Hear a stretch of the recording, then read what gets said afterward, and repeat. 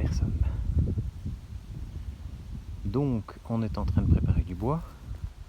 On va pas faire un grand feu parce qu'il fait super beau, mais c'est juste pour cuire 2-3 petites choses. On a un beau coin là.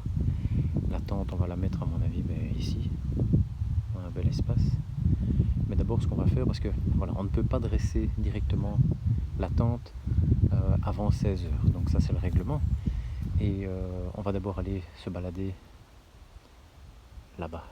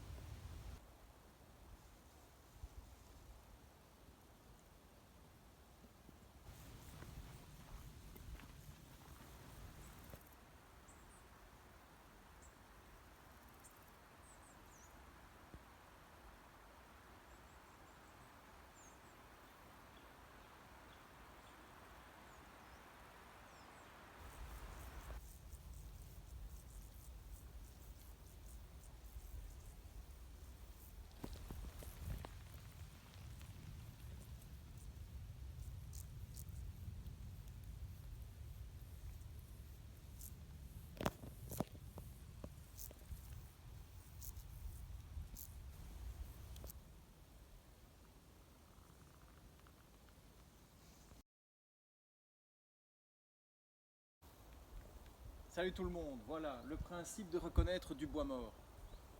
Là on sait qu'il est mort.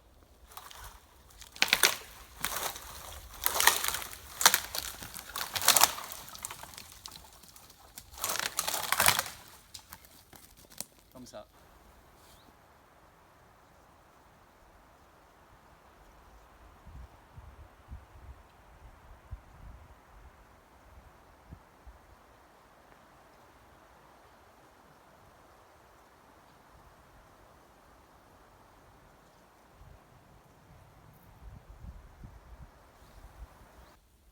Et voilà, donc ça va devenir ça. Chut.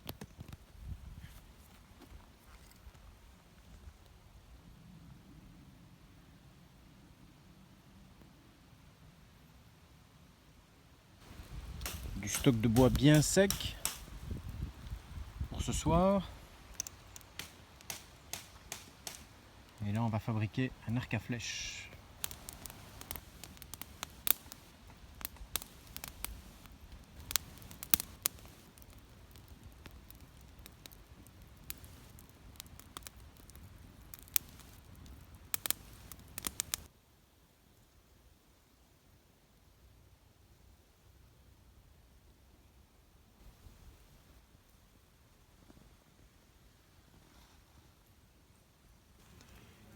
Comme ce soir il fait beau, on a décidé de dormir juste en dessous du tarp.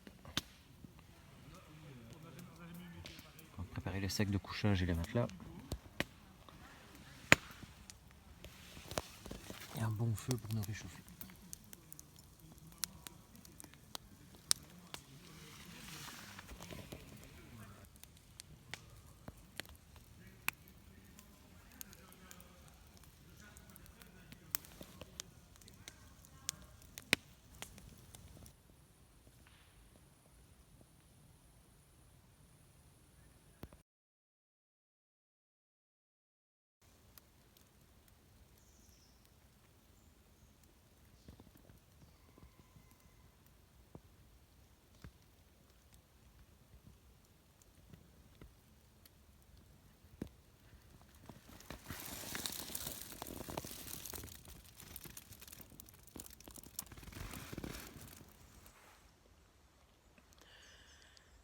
Hello, hello.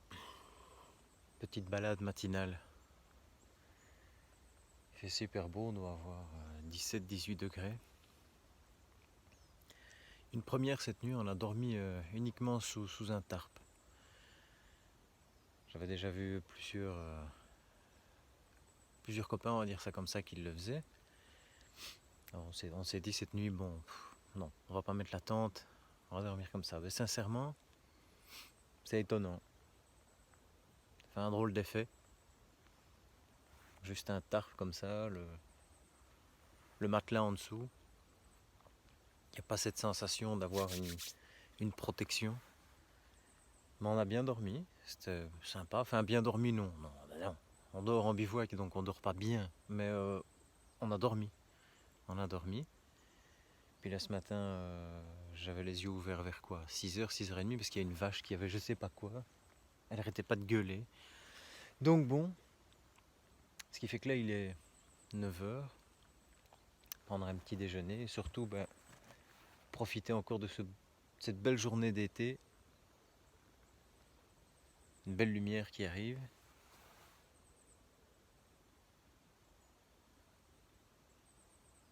Plein de petits oiseaux. Par contre, il n'y a pas beaucoup de gibier. Hein. Même en m'étant levé tôt ce matin, ou alors ils sont bien cachés. Bon, à tout de suite.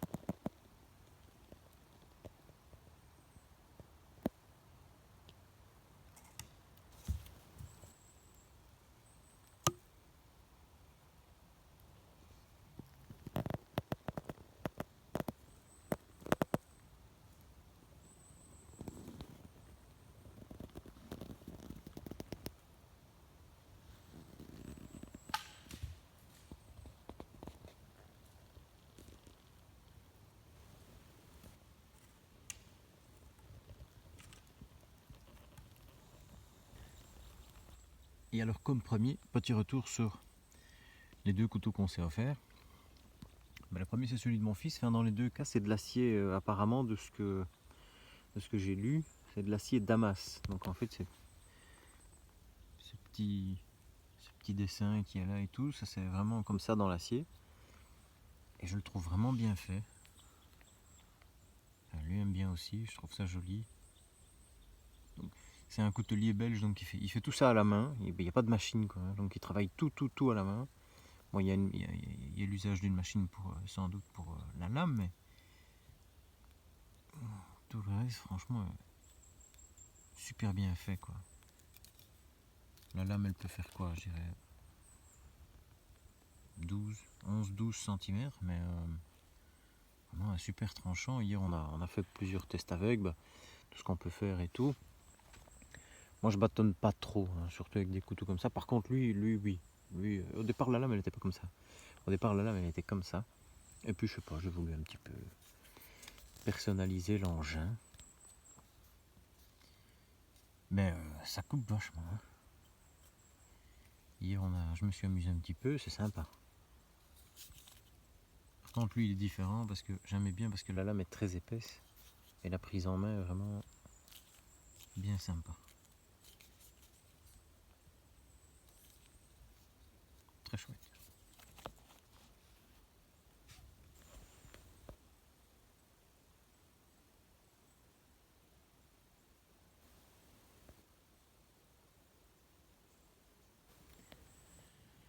Ah oui, en fait, à force de passer du temps dans les bois, j'oubliais quelque chose.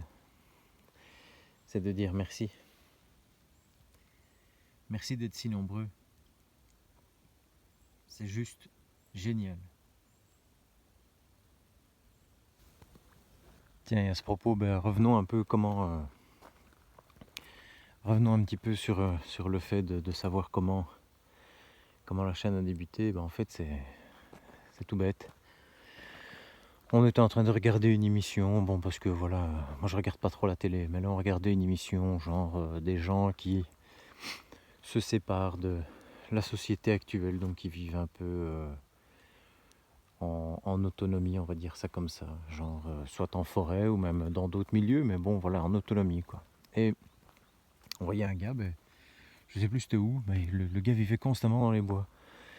Donc il vivait, voilà, il avait 2-3 petites productions et tout, mais la majeure partie du temps, il vivait comme ça, dans un univers comme celui-ci. Donc pas d'électricité, rien. Pour l'eau, il y avait une rivière, il faisait chauffer ça avec un feu. Enfin bon, bref, le gars, c'était retour dans les basiques, quoi, comme on dit. Bon, et alors, ma femme me dit en rigolant, mais tiens, toi, ça t'intéresserait, tu saurais faire ça, vivre comme ça et tout. Je dis, écoute, n'ayant jamais essayé, pourquoi pas. Et nous voilà partis, c'était ouais, fin août 2018. Ouais, c'est ça, il y a un an. Un peu comme Corsycraft TV, on a pratiquement les mêmes délais. Hein, salut. Et très belle chaîne Corsycraft TV. D'ailleurs, je vais faire une vidéo avec qui va reprendre tous les noms et les liens des chaînes comme ça que je suis. Et c'est vraiment des gens très sympas. Bon, parenthèse fermée. Et donc, vous imaginez le bazar. J'arrive dans les bois. J'y ai pas été tout seul, hein, parce que je ne sais pas si tout le monde se rappelle de sa première nuit en forêt tout seul, ou même à deux. Vous avez dormi? Non, hein? Ah, ok, d'accord. Et donc, nous la partie dans les bois, c'était à Eupen. J'étais équipé, mais alors là, j'en ai honte encore maintenant. C'était une tente 2 secondes, hein? 2 secondes pour l'ouvrir, 2 heures pour le fermer. Oui. Un couteau à beurre, 3 cure-dents, 2 paniers à cheveux et 3 œufs pourris. Et donc, vous voyez un petit peu la galère. Et depuis lors, voilà ce que c'est devenu. Donc, je trouve ça pas mal. Il y a encore beaucoup d'évolutions qui vont arriver, mais que ce soit d'un point de vue matériel, que ce soit d'un point de vue, allez, entre guillemets, logistique, que ce soit d'un point de vue, par exemple, je sais pas, tout ce qui concerne le choix des lieux, la vitesse à laquelle on s'installe ou on replie les affaires. Et le choix du matériel aussi, par exemple, il y a des choses que je prenais avant que je prends plus et que je prendrai plus jamais parce que soit le poids ou l'encombrement. Hein, bon voilà. Mais donc pour dire que parfois ce qui peut démarrer comme une petite blague est devenu pour finir une passion parce que comme tous ceux qui font du bivouac, bushcraft, oui, bushcraft aussi, oui, on a fait une petite arc à flèche la journée d'hier. Et donc c'est devenu vraiment une passion.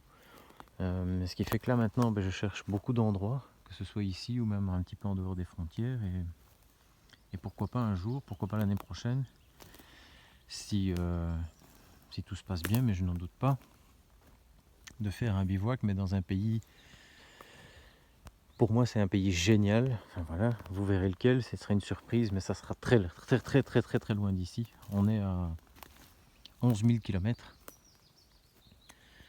C'est un pays qui se trouve sous les tropiques. Et c'est une magnifique petite île tropicale, mais qui renferme dans, je crois que c'est le sud-ouest de l'île, il y a une réserve naturelle, les Black River Gorge. Pour ceux qui ne savent pas encore ou qui n'ont pas deviné, il s'agit de l'île Maurice. Et si là, sincèrement, j'arrivais à faire un petit bivouac, même une nuit dehors, comme ça, à l'île Maurice, ça serait sympa. Mais bon, on verra bien. En attendant, cette année-ci, c'est surtout continuer à explorer les 1001 coins, parce qu'en fait, il ne faut jamais se fier à Internet. Quand on veut faire du bivouac, il faut toujours se déplacer, chercher, discuter. Et puis on se rend compte qu'en fait, il y a... Oh, c'est sympa ça. Et puis on se rend compte qu'il y a beaucoup de coins qu'on peut visiter. Ah voilà, encore, hein, magnifique. Non, pas dans les bois. ou alors vous le cachez. Et donc il y a 1001 coins magnifiques et donc on va les faire tous un par un. En plus c'est bien parce que là justement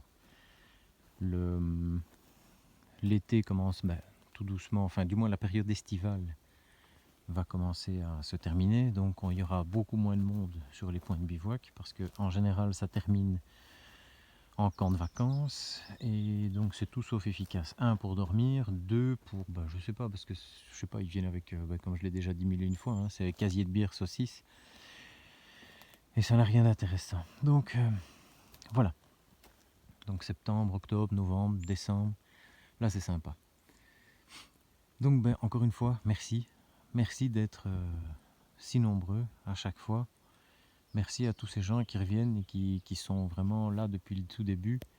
Entre autres, il y a, comme je le disais, Corsicraft, où il y a deux petits nouveaux, deux frères qui sont là, JNJ, Bushcraft, ils font de chouettes trucs aussi. Il y a Eddie, Camp 24, très très chouette.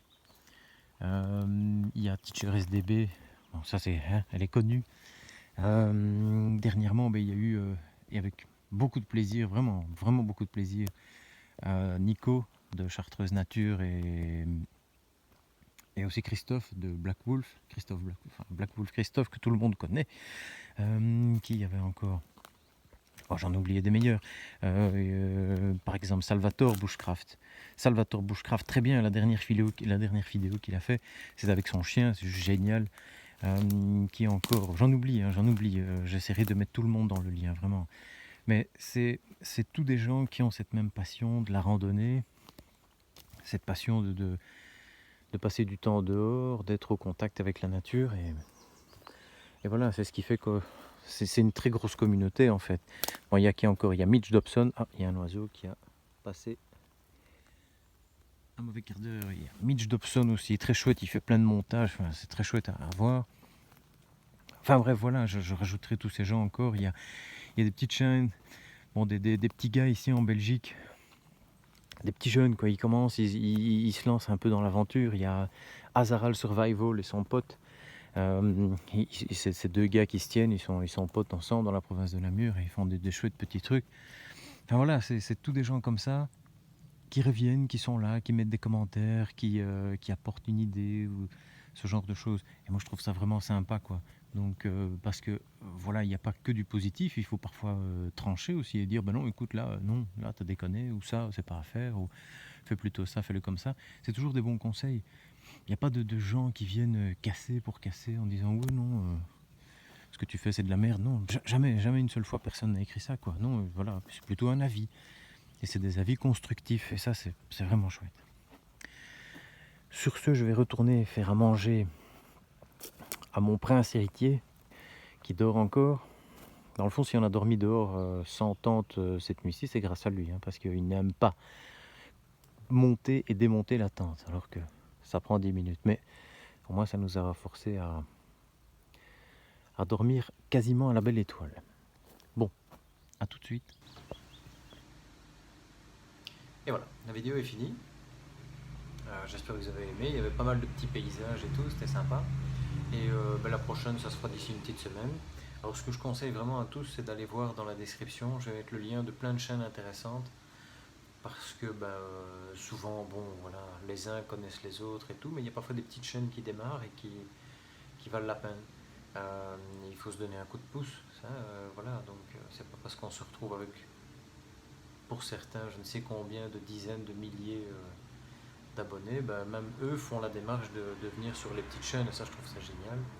Donc, ou même à l'étranger, hein, je veux dire, il y a des super chaînes de bushcraft qui sont, par exemple, il y a des chaînes comme ça, comme en Suède, enfin je ne vais pas citer de nom, je les mettrai dans les listes, dans les liens, mais c'est des chaînes qui sont géniales, quoi. Donc il se retrouve le gars avec 1 million d'abonnés, il est tout seul sur son île et tout, enfin c'est juste génial, il faut regarder. Voilà, et même eux prennent la peine de répondre à des commentaires et tout, donc chouette. Voilà, prenez bien soin de vous, sortez dans les bois et à très bientôt.